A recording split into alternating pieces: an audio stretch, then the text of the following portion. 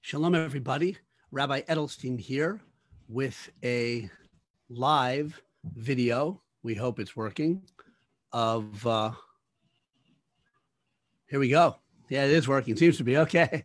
I'm Rabbi Edelstein, director of MEOR DC, and the Holy Sabbath is coming. But I had to come out on the very first Shabbat of the New Year's Torah reading. We begin the cycle of the Torah reading this Shabbat tomorrow morning with the Parsha Bereishis, in the beginning of the first Torah portion of the first book of the Torah. So I had to come out, talk about the purpose of life in less than 5 minutes. It's Rabbi E in 3, but I'm definitely going to go under 5.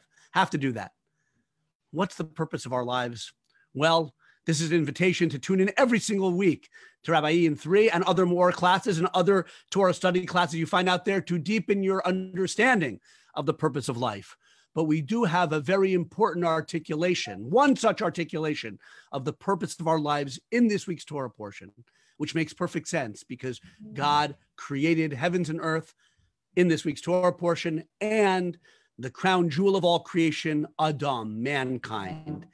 And he told Adam Arishon, the first human being, the unique combination of physicality, spirituality, goof, body, neshama, soul, the soul, a holy spark of God with higher powers of cognition and intellect and free will and creativity and a desire to give.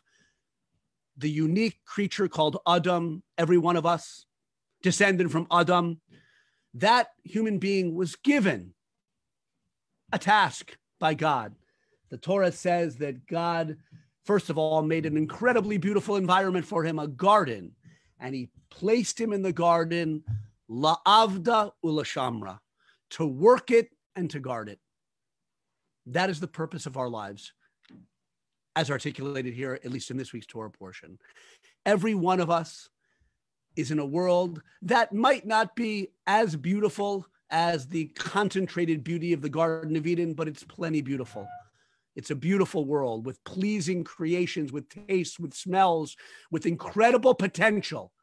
And we could spend all our day really just enjoying all the pleasures. That's for Shabbos, coming up soon. But we have a job to do, to work this world and to guard it. Like Adam was told to work the Garden of Eden and guard it.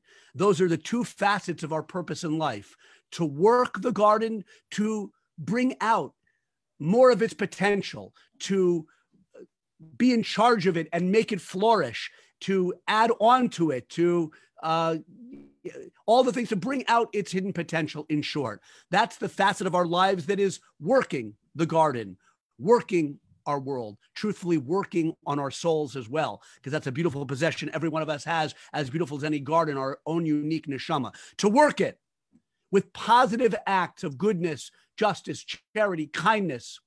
But there's also guarding the world, the garden, our souls, from things that damage it, from actions and words and even thoughts that darken, if you will, some of the illumination of this spark of God that is our neshama. Our purpose in the world, to work the world and guard it, to bring out its hidden potential, but yet at the same time, guard the world from evil, from damage, from destruction, from darkness, as best as we can. And the same applies equally so, more so, I guess, or along with it, on the garden that is our beautiful neshama. We're here in this world to expand the illumination of that neshama through mitzvot, through goodness, through kindness, through Torah study. That's working the garden. That's working my neshama. And also to guard my precious neshama from, I'm looking at my clock, guard my precious neshama from words, thoughts, actions, sins, transgressions that darken its bright luster. Not permanently. There's tshuva, there's repentance, but that still can bring darkness into ourselves, into our lives.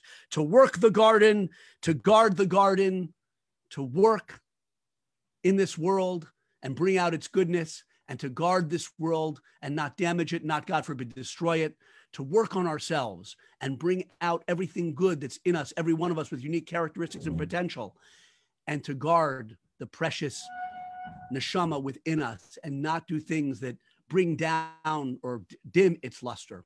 Have a wonderful Shabbos. Shabbos is a day to rest from the work of the week, but it has its own spiritual work.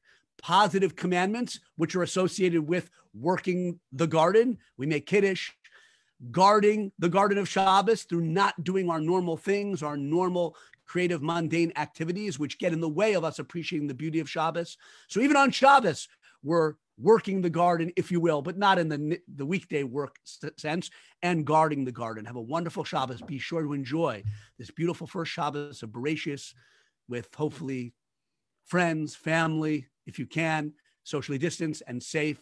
May you have a wonderful Shabbos on behalf of myself, my wife, and all of MEOR DC. Wishing you a good Shabbos. Thank you for watching. And now we're going to do the hopefully not too ungraceful exit from this live presentation. Good Shabbos. Thank you.